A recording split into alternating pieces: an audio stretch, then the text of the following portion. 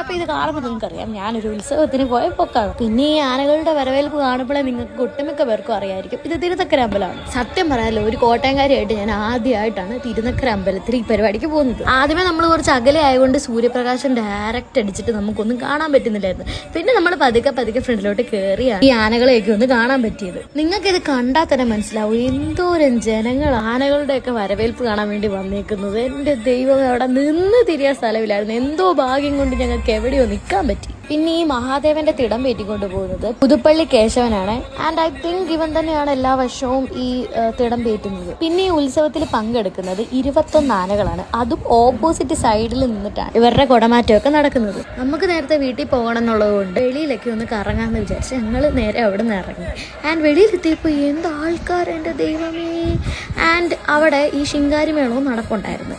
ഞാൻ നേരത്തെ കാണിച്ച വീഡിയോയിൽ അമ്പലത്തിന്റെ വാതിക്കെ നിൽക്കുന്നതും ഇത് നടയ്ക്ക് ഫ്രണ്ടിൽ നിൽക്കുന്ന ആനകളുമാണ്. നമ്മൾ പിന്നെ കുറച്ച് ഫ്രണ്ടിലോട്ട് കിടന്നപ്പോൾ നമുക്ക് പരിചയപ്പെട്ട ഒരു മുഖം കണ്ട് നമ്മുടെ സ്വന്തം വിനയനങ്ങൾ. ആൻഡ് എൻ്റെ അമ്മയുടെ ഫേവറേറ്റ് സാധനം കണ്ടപ്പോൾ അമ്മ അങ്ങോട്ടേക്ക് വാങ്ങിക്കാൻ പോയി. ആൻഡ് അമ്മയ്ക്ക് ഇത് ഭയങ്കര ഇഷ്ടമാണ്. എന്താണെന്ന് എനിക്കറിയത്തില്ല, എനിക്ക് ഈ സാധനം കണ്ടുകൂടാ. പിന്നെ എൻ്റെ ഒരു കോൺസെപ്റ്റ് വെച്ച് ഉത്സവം is all about food. First തന്നെ നമ്മൾ ഐസ്ക്രീമിൽ അങ്ങ് ആരംഭിച്ചു. എനിക്ക് പിന്നെ കുറച്ച് ദിവസമായിട്ട് കഷ്ടകാലമായതുകൊണ്ട് റൈഡിലൊന്നും ഞാൻ കയറാൻ നിന്നില്ല. പക്ഷേ എൻ്റെ അനിയത്തിക്ക് ഭയങ്കര ആഗ്രഹമായിരുന്നു. അതേപോലെ തന്നെ കുറച്ച് ഫ്രണ്ടിലോട്ട് പോയി കഴിഞ്ഞാൽ അവിടെ ഗാനമേളയും നടപ്പുണ്ടായിരുന്നു.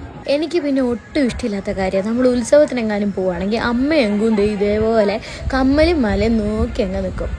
എനിക്കിഷ്ടമല്ലത്. ഞാൻ നടന്നപ്പോൾ തന്നെ ഞാൻ കണ്ടുവച്ചിരുന്നൊരു കടയായിരുന്നത്. അപ്പോൾ നമ്മൾ അവിടെ പോയി വെജ് കഴിച്ചു. പിന്നെ അത് കഴിഞ്ഞിട്ട് നമ്മൾ പാനിപ്പൂരിയുടെ ആഗ്രഹത്താൽ പാനിപ്പൂരിയും മസാലപ്പൂരിയും വാങ്ങിച്ചു. നല്ല ഫ്ലോപ്പായ സാധനമായിരുന്നു. പിന്നെ തിരിച്ച് വീട്ടിൽ പോകാറായപ്പോൾ നമ്മൾ ലാസ്റ്റായിട്ട് കുലുക്കി സർബത്തിലേക്ക് അങ്ങ് അവസാനിപ്പിച്ചു.